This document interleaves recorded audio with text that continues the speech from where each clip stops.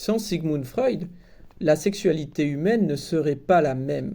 Il a éclairé ce phénomène humain en lui donnant une étendue que des gens comme Krafft Ebing et les médecins qui s'occupaient des questions de perversion sexuelle avaient réduit à la psychopathologie ou à la somme des perversions.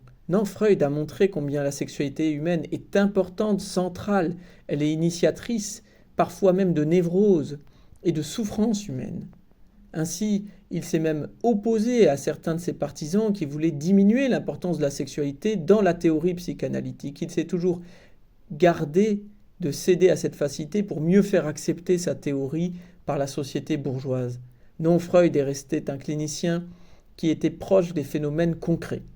Et ainsi, nous sommes nous-mêmes interpellés par les phénomènes concrets qui se déroulent actuellement dans le champ de la sexualité, en tout cas dans ces pratiques sexuelles, telles que l'enquête de l'INSERM de novembre 2024 nous donne une vision nouvelle et qui nous permet de nous interroger sur ce que devient l'homme dans la société contemporaine. Alors, dans cette étude de très grande importance, avec une méthodologie de très haut niveau, nous pouvons apprendre un certain nombre d'évolutions. Certains disent par exemple que les jeunes font l'amour de plus en plus tôt. Voilà une chose qui est fausse, puisque c'était le cas entre 1960 et 2005, mais depuis 2005, ce n'est plus le cas. Et aujourd'hui, l'âge du premier rapport est de plus en plus tardif, arrivant comme âge médian chez les garçons aux alentours de 17 ans et demi et chez les filles autour de 18 ans. Un autre phénomène qui nous donnera à réfléchir, c'est l'augmentation du nombre de partenaires dans la vie. Entre 1992 et 2003 et 2023, le nombre de partenaires ne cesse d'augmenter. Les garçons, par exemple, avaient en moyenne 11 partenaires en 92, ils en ont 16,5 en 2023. Quant aux femmes, c'est plus important l'évolution encore, puisqu'elles avaient entre 3 partenaires et demi en 92 et en ont quasiment 8 en 2023. Ce qui reste la moitié du nombre de partenaires qu'ont les hommes à la même époque. D'autres choses sont de premier intérêt pour nous, notamment dans les pratiques sexuelles. Leur diversification est éloquente. La pénétration vaginale perd de son importance au profit notamment pour les femmes de la masturbation, puisqu'elles étaient 42% en 92 à se masturber, elles sont aujourd'hui 72%. Il y a de nouvelles pratiques, ou en tout cas leurs pratiques sont de plus en plus importantes, la fellation, cunnilingus, la pénétration anale, qui sont des pratiques qui viennent se substituer à la pénétration vaginale de plus en plus. La société également accepte de mieux en mieux les questions d'homosexualité et de transidentité. En particulier les femmes, qui sont à la pointe de cette acceptation. La question trans, justement. En 2023, nous estimons que ce sont 2,3 femmes sur 100 qui ont pensé à changer de sexe. Pour les hommes, c'est 2,4%. Ceux qui sont vraiment passés par des démarches pour ça sont de l'ordre de 1 personne pour 1000, 1 pour 1000. De quoi relativiser certains discours sur l'idée que tout le monde veut changer de sexe. Manifestement non, et très peu le font, 1 pour 1000. L'activité sexuelle en ligne est le grand phénomène nouveau devant lequel nous devons donc réfléchir. La fréquentation des sites de rencontres, l'échange de photos pornographiques ou intimes, la recherche de partenaires sexuels en ligne est de plus en plus importante, notamment chez les moins de 30 ans, où ils sont 63% des femmes et 72% des hommes à avoir ce type de pratique sur Internet. Un autre phénomène qui nous intéresse, c'est la diminution de l'activité sexuelle. Oui, on fait moins l'amour. Dans les 12 derniers mois, dans les 4 dernières semaines, dans les 2 situations analysées, il y a une diminution de la fréquence des rapports. Dans les 4 dernières semaines, en moyenne, en France, nous passions de 8 rapports par mois à 6 rapports par mois. Également, on est moins satisfait sexuellement qu'en 92. En effet, le taux de satisfaction de la sexualité était plus élevé en 92 pour les femmes, et notamment pour les hommes qui se déclaraient à 45% très satisfaits de leur expérience sexuelle, tandis qu'ils ne sont plus que 39% à se déclarer ainsi en 2023. Voilà, on a donc de la sexualité française qui est plus diversité, qui a une plus grande diversité, qui est moins intense, et ce sont des résultats qui se retrouvent dans des pays analogues comme l'Allemagne, les États-Unis, la Finlande, le Japon ou le Royaume-Uni. Certaines constatations sociologiques peuvent expliquer ces résultats, notamment que en France, on mesure qu'il y a moins de couples, moins de formations de couples qu'il n'en avait auparavant. Il y a donc de plus grandes périodes sans partenaire stable dans la vie des individus français. La création de cette nouvelle sexualité numérique a grappillé sur la sexualité physique.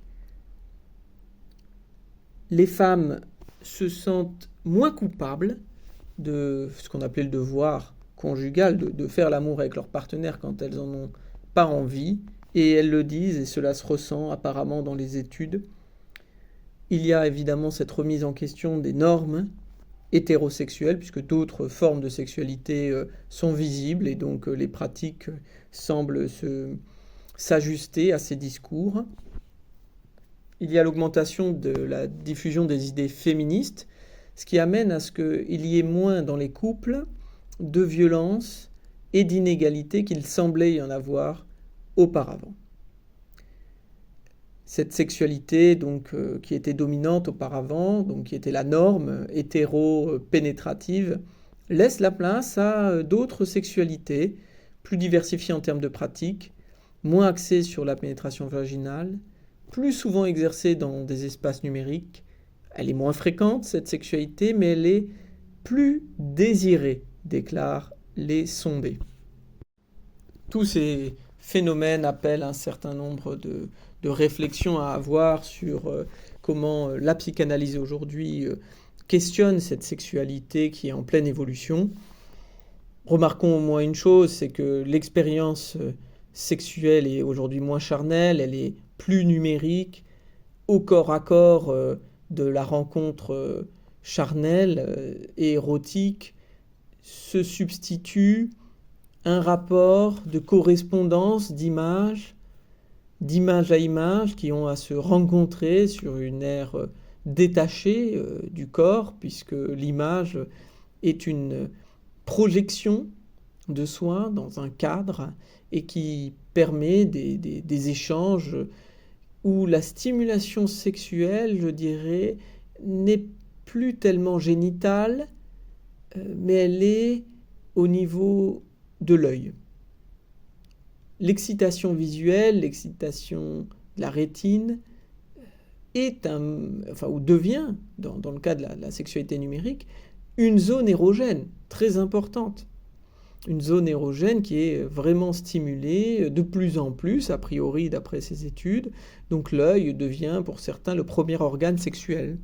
Le corps, dans ses autres dimensions, symboliques, réelles, et non pas seulement un corps image, un corps imaginaire, elles sont laissées un petit peu en jachère.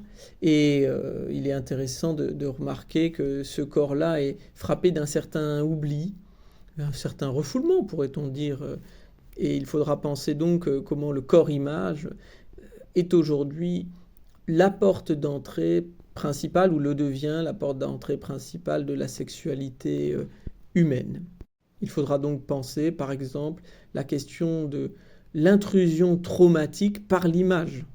Et nous avons le cas des jeunes qui sont parfois très, très marqués, j'en ai reçu, par l'exposition à des films pornographiques très tôt dans la cour de récréation, ou par des femmes qui déclarent avoir été offensées par le fait d'avoir reçu par des inconnus une image de leur pénis en érection sans qu'elle ait demandé quoi que ce soit dans des conversations avec des inconnus sur Internet.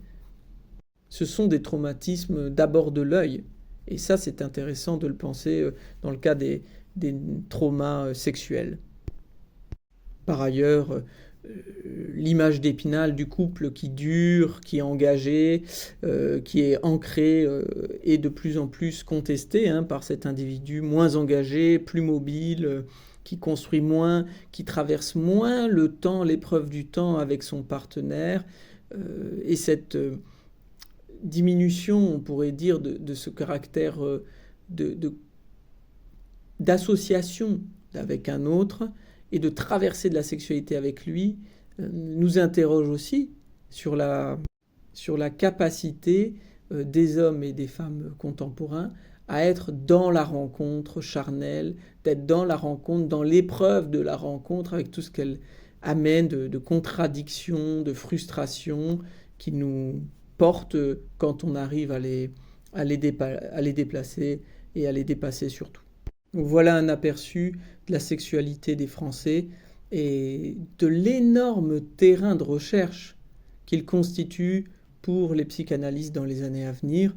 Et il est très bon que nous continuions notre travail à partir de repères modernes, de toujours aborder ces questions sans a priori, sans jugement, et d'aider ceux qui y font face pour qu'ils puissent se sortir de situations où leur corps, leur image, leur vie entière peut être complètement démolie par ces nouvelles sexualités, comme il peut être aussi porté, jouissif, vivant, joyeux par ces mêmes sexualités.